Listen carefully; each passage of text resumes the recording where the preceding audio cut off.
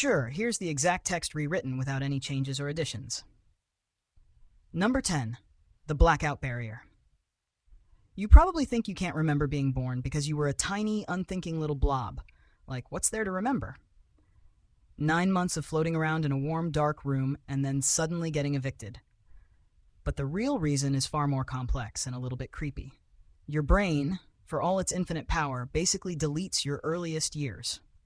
It's a phenomenon called infantile amnesia, and it's not because you were too young to form memories. Think of your brain like a hard drive that gets reformatted right after it's been installed. Everything from your first few years, the faces, the sounds, the overwhelming chaos of your new environment, is recorded, but it's stored in a format you can no longer access. This isn't just about the birth itself, it extends to your first few years. You might have a vague memory of your second birthday party, or a specific toy you loved, but they feel more like a story you've been told 1,000 times than an actual lived experience. The reason for this memory blackout is happening right now, in real time, inside your own skull. Your brain is a construction site, and in your first few years it was building new pathways at a breakneck pace. This process, called neurogenesis, is a lot like a total remodel. Number 9. The language wall. Now, the reason that reformat happens is directly tied to language. You'd think being able to speak would help you remember things better, but it's actually the opposite. The moment you start labeling the world with words, your brain starts overwriting all the old nonverbal memory files. Before you could talk, your memories were probably stored as a series of raw images and feelings, a jumble of sensory data. You remember the feeling of warmth, the sight of a red toy, the sound of a lullaby. But these are stored in a different part of the brain than the narrative, language-based memories you create later. As you learn to say dog, ball, or mom, your brain begins to prefer this new, more efficient filing system. The old sensory-only memories get pushed aside or completely deleted. This is why you can't remember what it was like to be an infant. Your adult brain is so obsessed with language that it can't even access the raw pre-language memories anymore. It's like trying to open an ancient computer file from the 90s on your brand new laptop. The file is there, but you don't have the program to read it anymore. Number 8. The Hippocampus reboot. The main culprit behind this memory wiping is a tiny, seahorse-shaped part of your brain called the hippocampus. This is your brain's main librarian, the part responsible for creating long-term memories. But here's the thing. Your hippocampus doesn't fully mature until you're about 3 or 4 years old. So for the first few years of your life, you're basically living without a proper recording studio. You're experiencing the world, sure, but the neural hardware needed to save those experiences for later is still in development. The memories you do form are a lot like taking a picture on a disposable camera that you never get developed. The image exists for a brief moment, but then it's gone forever. And as the hippocampus finally matures, it doesn't neatly integrate with the old system. Instead, it just starts fresh, building a new, more advanced library for all the memories to come. It's a total system reboot. So you didn't forget being born. You just didn't have the proper equipment to remember it in the first place. You had to wait for your brain to finish building the library before it could start collecting books. Here's the exact text rewritten with no additions or changes. Number 7. The silent scream. Think about this. You're a newborn baby, fresh out of the womb, and suddenly you're hit with a tidal wave of sensory information. Bright lights, loud sounds, new textures, a sudden drop in temperature. Your nervous system is getting absolutely hammered. From a psychological perspective, this is a traumatic event. Not in a damaging lifelong therapy kind of way, but in the purely clinical sense of the word. It's an experience of overwhelming stress and sensation that your brand new brain has no framework to handle. It's why babies cry so much. It's the only way they have to process this overwhelming information. But here's the kicker. Your brain has a built-in defense mechanism for trauma. It's called dissociation, and in a mild form, it helps you cope. In a newborn, this might manifest as a sort of silent scream. The intense, overwhelming experience is so foreign and so scary that the brain decides it's better to just not save it. It's like a computer program that crashes and closes before you can click save. That entire first chaotic, terrifying, confusing moment gets purged from your long-term memory because your brain just couldn't handle the raw data. It's a natural protective filter that deletes the most intense parts of your life's first moments. Number 6, the memory mismatch. This all ties back to how we even remember things as adults. When you remember something from last week, you're not just replaying a video file. Your brain is actively reconstructing that memory. It's pulling a little bit from one part of the brain, a little from another, like building a collage.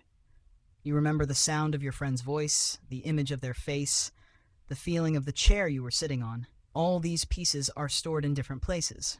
But as an infant, your brain isn't wired for that kind of reconstruction yet. There's no feeling file or visual file to pull from and match up. Your brain isn't just missing the memory, it's missing the entire architecture to build the memory in the first place. This is called memory encoding failure. It's like trying to put together a puzzle when you don't even have a picture of what the final image should look like. The pieces are all there, but they're just a meaningless jumble. The things you did and saw as an infant were never properly encoded in a way that your adult brain could ever hope to decode. It's not that the memory is forgotten, it's that it was never truly remembered in the first place. Number 5, the time traveler's paradox. Have you ever wondered why your dreams can feel so incredibly real and visceral, yet you can't seem to recall the most important moment of your life? Your own arrival on this planet? It's the ultimate time traveler's paradox.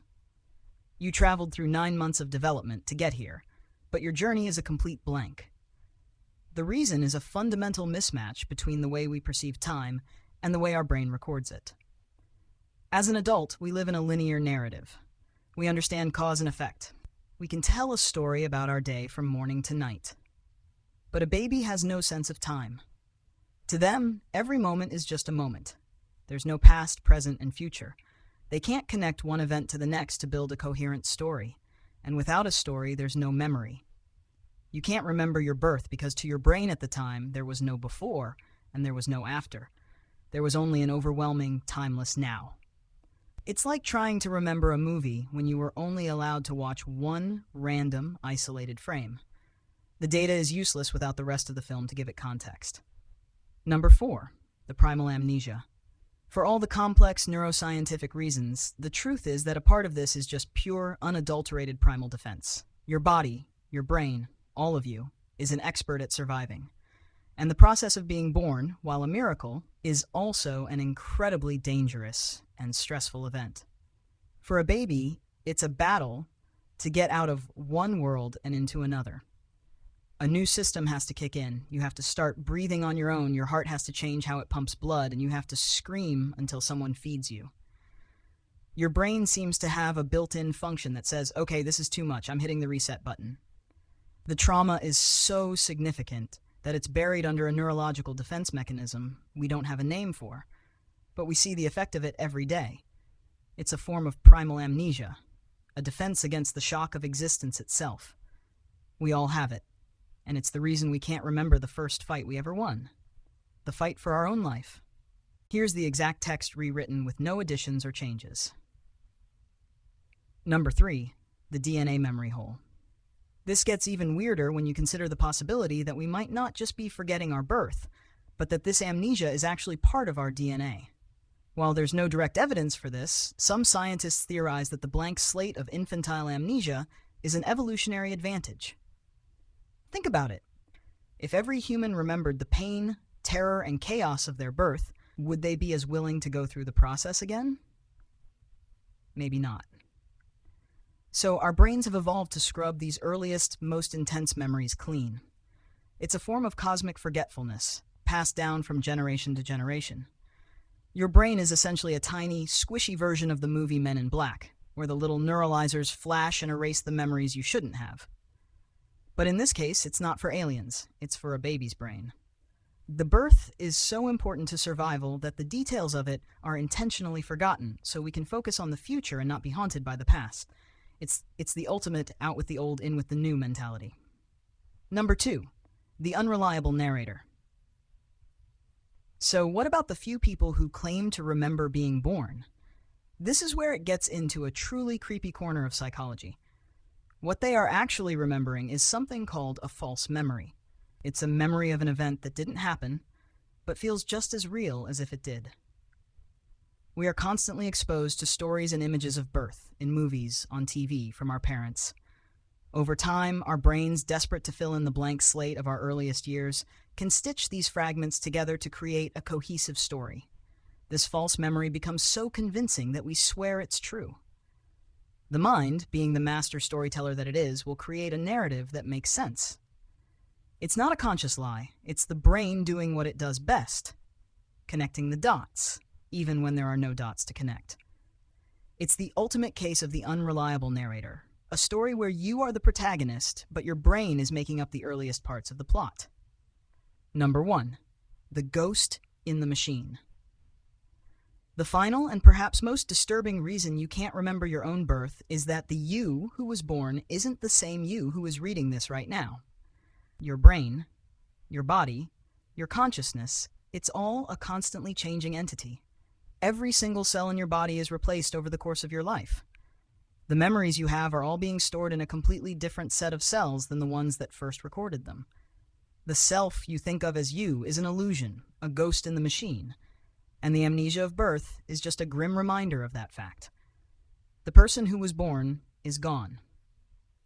And all the experiences they had in those first few moments of life are gone with them.